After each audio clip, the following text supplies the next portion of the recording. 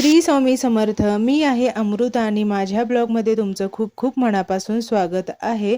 तर आज आपण पाहणार आहोत स्त्रियांमध्ये सतत येणारा थकवा आणि आळस याविषयी आपण थोडंसं बोलणार आहोत.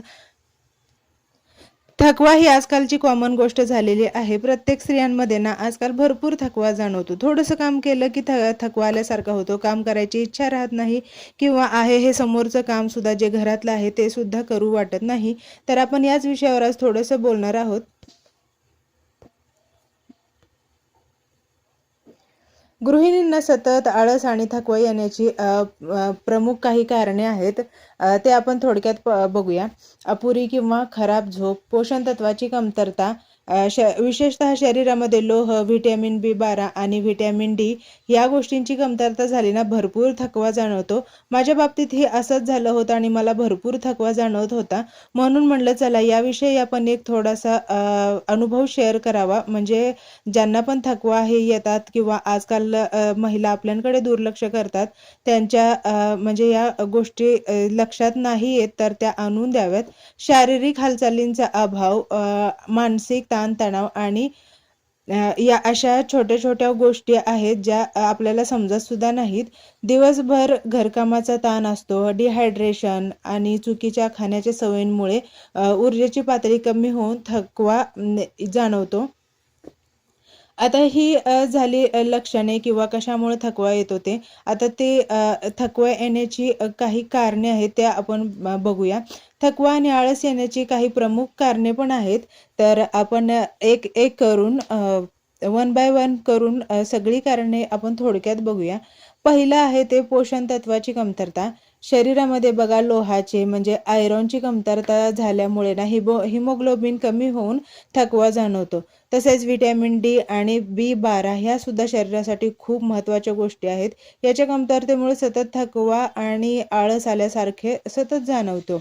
आता याच्यासाठी ना खरं तर डॉक्टरांची ट्रीटमेंट घेतली पाहिजे किंवा व्हिटॅमिन D3 आहे हे सकाळच्या कोवळ्या उन्हामध्ये बसल्यावर सुद्धा मिळतं किंवा यूट्यूबवरती अनेक व्हिडिओ आहेत व्हिटॅमिन D किंवा व्हिटॅमिन B12 कशातून मिळतं हे व्हिडिओ बघून स्वतःची काळजी आपण स्वतःच घेतली पाहिजे.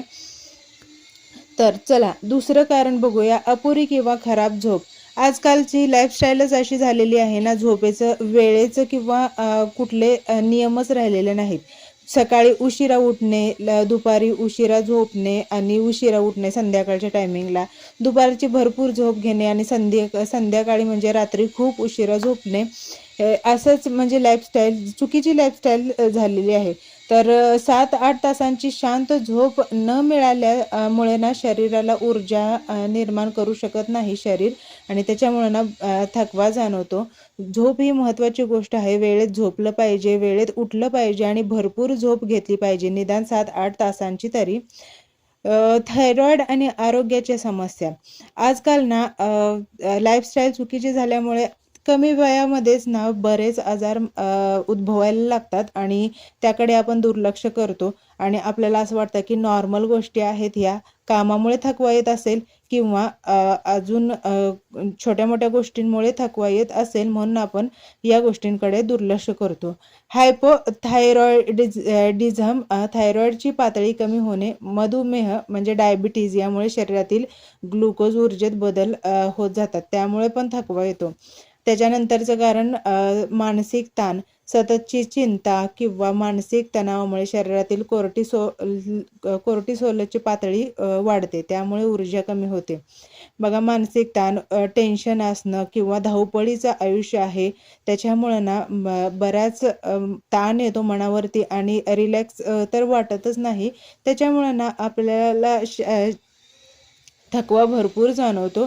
आणि आता खास कारण म्हणजे आरोग्य, आहार आणि निर्जलीकरण. आत्ताच्या काळामध्ये सगळे जेवण किंवा फूड्स आहेत, फास्ट फूड, जंक फूड खाल्ले जातात. ते सगळे पदार्थ प्रक्रिया केलेले असतात आणि हे खाणे शरीरासाठी अजिबात चांगलं नसतं. आपण आता पालेभाज्या जरी खाल्लं ना त्याच्यावरती बऱ्याच फवारण्या वगैरे केलेले असतात ना, ते ते आपल्या शरीरासाठी म्हणजे पुरेसे जीवनसत्व आपल्याला देत नाहीत त्याच्यामुळे, आणि शरीरामध्ये पाणी कमी पडणे त्याच्यामुळे बॉडीला ना डिहायड्रेशन होतं, आणि पाणी कमी पडलं ना शरीरामध्ये तर थकवा जाणवतो. त्याच्यासाठी ना दिवसामध्ये 3 ते 4 लिटर पाणी पिणं गरजेचं आहे. त्याच्यामुळे ना आपलं शरीर हायड्रेट राहतं आणि आपल्याला थकवा जाणवणार नाही. आताच्या काळामध्ये बैठी जीवनशैली आहे. म्हणजे ऑफिसला जातो आपण, सकाळी 10चं ऑफिस असतं, संध्याकाळी 7 वाजेपर्यंत आपण कंटिन्यू बसलेलो असतो. दिवसभर बसून बसून शरीर थकल्यासारखं होतं. एखादा मध्ये ब्रेक होतो, नाही तर कंटिन्यू आपण बसतो. दिवसभर शारीरिक हालचाल न झाल्यामुळे शरीराला भरपूर थकवा येतो, आणि हेच कारण आपल्याला थकवा येण्यासाठी खूप महत्त्वाचं ठरतं. त्याच्यासाठी आपण जर ऑफिसला जात असेल तर मधून उठून थोडंफार चालणं किंवा उभं राहणं आणि नंतर कामाला सुरुवात करणं, अशा गोष्टीकडे लक्ष दिलं पाहिजे. आता थकवा दूर करण्यासाठी काही टिप्स सांगते थोडक्यात. पौष्टिक आहार हा सगळ्यात महत्त्वाचा आहे. हिरव्या पालेभाज्या, फळे, सुका मेवा आहारात घ्यावा. पुरेशी झोप, रोज रात्री 7-8 तासांची नियमित झोप घ्यावी. व्यायाम, रोज 15-20 मिनिटे चालणे किंवा योगासने करणे. आपल्याला वेळ जास्त मिळत नाही, त्यामुळे 15-20 मिनिट तरी चाललं पाहिजे, आणि योगासन, प्राणायाम अशा गोष्टी केल्या पाहिजेत.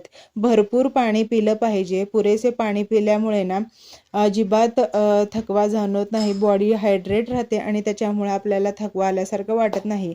जर हा थकवा जास्तच दिवस असेल किंवा जास्तच दिवस आपल्याला थकवा जाणवत असेल, किंवा आपल्याला असं वाटतंय की जास्तच थकवा आहे आपल्या शरीरामध्ये, तर डॉक्टरांचा सल्ला बॉडी चेकअप करणं खूप गरजेचं आहे. चला, तर या छोट्या छोट्या गोष्टी मी तुम्हाला सांगितल्या, त्या मला कशा वाटल्या नक्की कमेंट करून सांगा.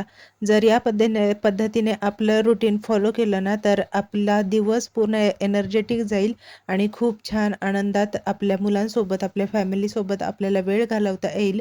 म्हणून थोडासा अनुभव पण शेअर केला, आणि त्याची थकवा येण्याची कारणं पण शेअर केली. कारण ह्या गोष्टी आजकाल कॉमन आहेत, म्हणून म्हणलंच एकदा आपण सगळ्यांसोबत शेअर करावं. आणि आता बघा, ही सुंदर फुलं आमच्या बागेत उमललेली आहेत, आणि सध्या उन्हाळा असून सुद्धा हिरवीगार झाडं आमच्या म्हणजे घरासमोर लावलेली आलेली आहेत. तर हा व्हिडिओ कसा वाटला मला नक्की कमेंट करून सांगा. बाय.